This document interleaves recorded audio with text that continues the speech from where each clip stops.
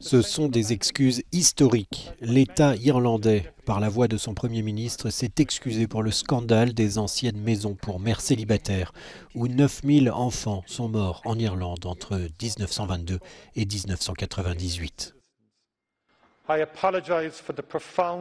Je m'excuse pour le tort générationnel profond infligé aux mères irlandaises et à leurs enfants qui se sont retrouvés dans un foyer pour mères et enfants ou dans un foyer de comté. Comme la Commission le dit clairement, ils n'auraient pas dû être là. Je m'excuse pour la honte et la stigmatisation qu'ils ont subies et qui, pour certains, restent un fardeau à ce jour. En m'excusant, je tiens à souligner le fait que chacun de vous était dans une institution à cause des torts des autres. Chacun de vous est irréprochable. Chacun de vous n'a rien fait de mal et n'a pas de quoi avoir honte.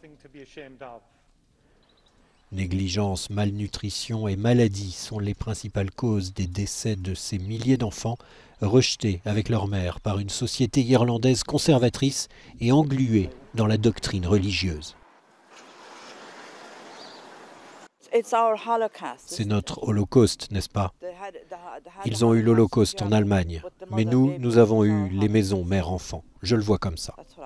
56 000 mères célibataires, parfois victimes de viols, d'inceste, et dont certaines très jeunes n'avaient aucune sorte d'éducation sexuelle, n'ont eu d'autre choix que d'aller dans ces institutions avec leurs bébés, ayant subi une longue liste d'abus.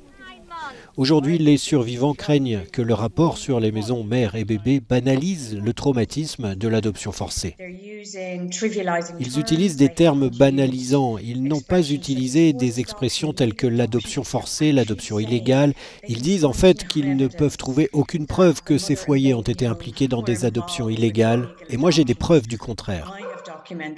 Nous avons adopté une morale et un contrôle religieux pervers, un jugement et une certitude morale, mais nous avons rejeté nos filles, a encore dit le Premier ministre irlandais.